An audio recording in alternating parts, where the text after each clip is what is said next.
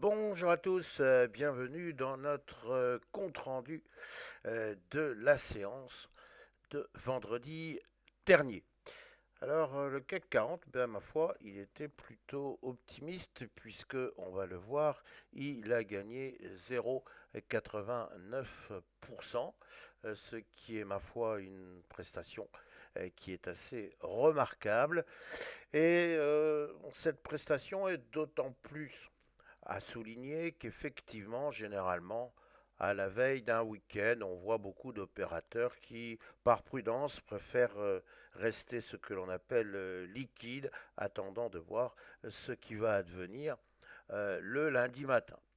Là, il y avait effectivement une certaine confiance de la part des acheteurs.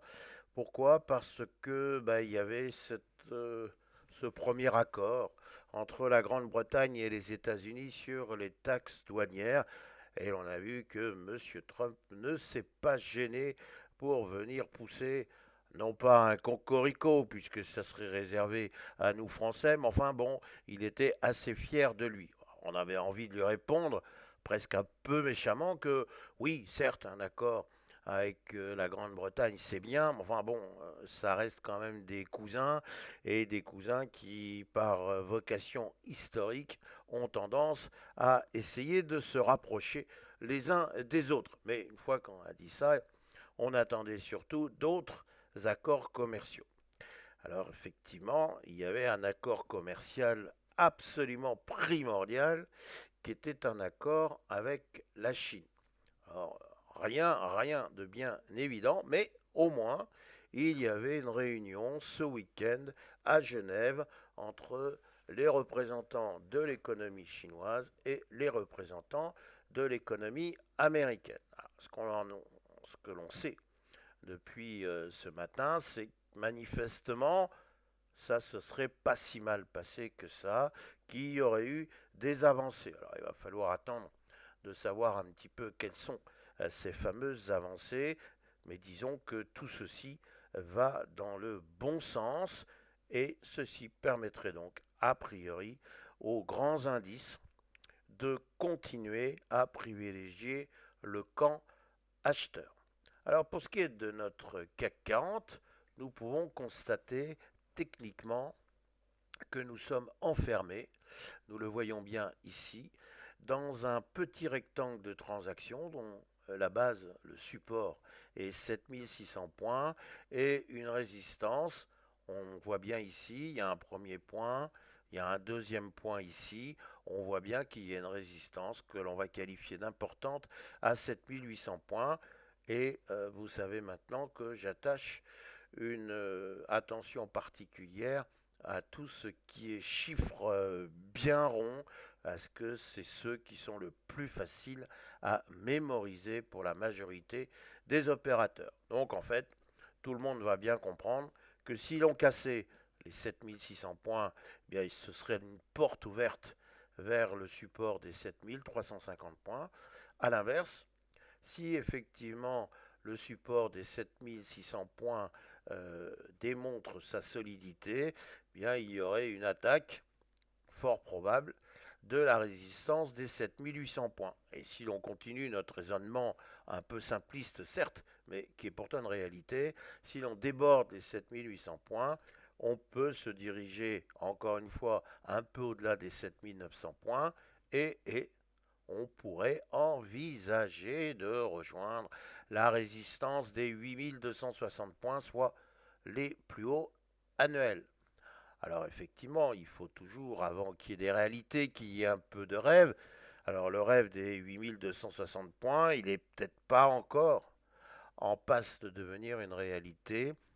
En revanche, on peut constater que la résistance des 7800 points est à détruire, c'est notre titre, et que cette destruction, eh bien effectivement, elle pourrait être alimentée par une suite d'accords commerciaux. Bref, la guerre des taxes douanières pourrait s'éloigner. Et puis, puisque l'on parle de guerre, il y en a une qui malheureusement est beaucoup plus effroyable, c'est celle qui se déroule actuellement sur le sol ukrainien. Là aussi, tout le monde dira oui, mais Monsieur Poutine pourrait être qualifié, et nous allons être gentils, de roublard. Et est-ce que véritablement il y a une chance pour que l'on puisse enfin, trouver un axe de paix sur le sol ukrainien? Rien n'est moins sûr, mais bon, peut-être que au cours de la semaine à venir, nous pourrions avoir des bonnes nouvelles. Il faut toujours croire effectivement à tout ce qui peut amener la paix. Alors, cette résistance des 7800 points, elle reste à détruire, mais si effectivement on commence à l'attaquer, eh bien encore une fois, nous pourrions rejoindre des plus hauts historiques et donc oublier les affres subis après la fameuse journée de libération des États-Unis, qui a surtout été la libération du camp vendeur. Donc nous en sommes là, un optimisme modéré en faisant attention à tous les tweets possibles de M. Trump.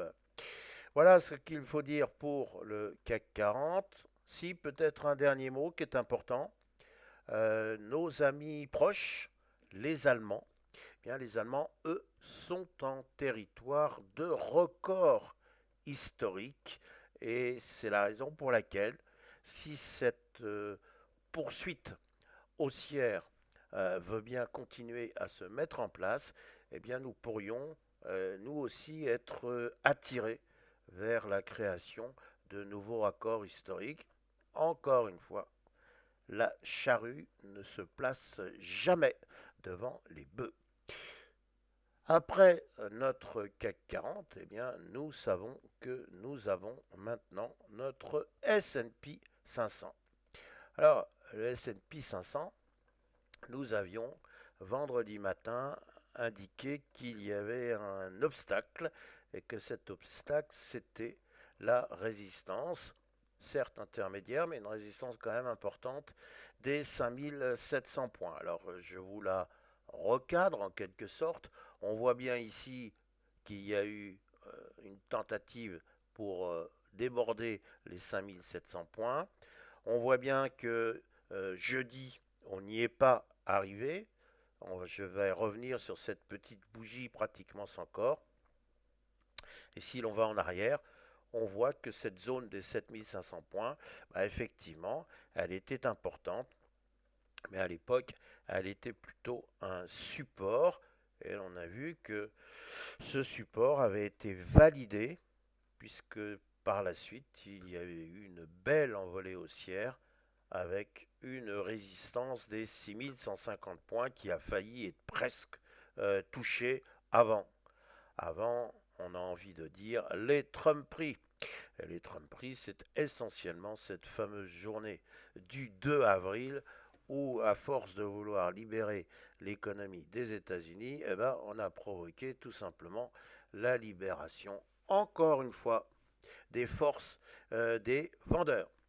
Alors aujourd'hui, eh bien, nous sommes aux portes des 5700 points.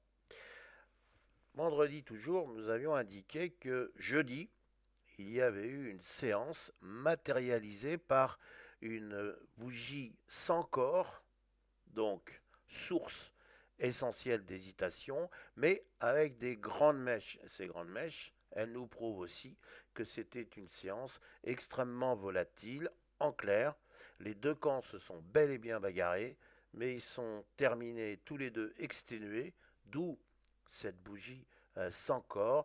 Et cette bougie sans corps, elle pouvait annoncer un changement de tendance ou une continuation plus forte de la tendance. Vendredi, c'était encore la temporisation et l'on voit bien apparaître cette petite bougie rouge qui donc marque un échec sous 5700 points.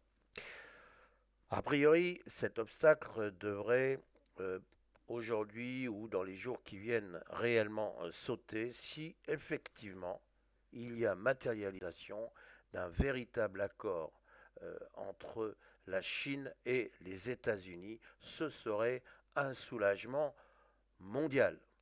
Alors les États-Unis pêchent encore un peu par des sentiments de méfiance de la part notamment des consommateurs. Or, demain, nous aurons l'indice de confiance du consommateur et ce sera certainement l'un des événements les plus marquants de la semaine. Alors, bien sûr, nous y revenons, mais sans y revenir, il y aura aussi jeudi l'hypothétique entrevue, entretien, rencontre entre Monsieur Volodymyr Zelensky et Monsieur Vladimir Poutine. Alors, est-ce que ce dernier se rendra en Turquie? Est-ce que ce dernier, sous la pression des Européens, des États-Unis, va peut-être vouloir faire un pas vers la paix? Euh, Bon, l'optimisme ne veut pas dire la béatitude. En d'autres termes, attention à l'optimisme béat. Il peut malheureusement y avoir encore sur ce terrain-là beaucoup de déconvenus.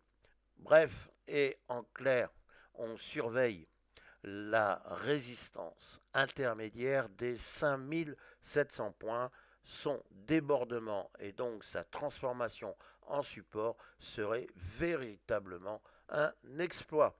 Voilà nos réflexions du jour. Il me reste à vous souhaiter, j'allais dire c'est une habitude, une excellente journée, une excellente séance et bien évidemment une excellente semaine.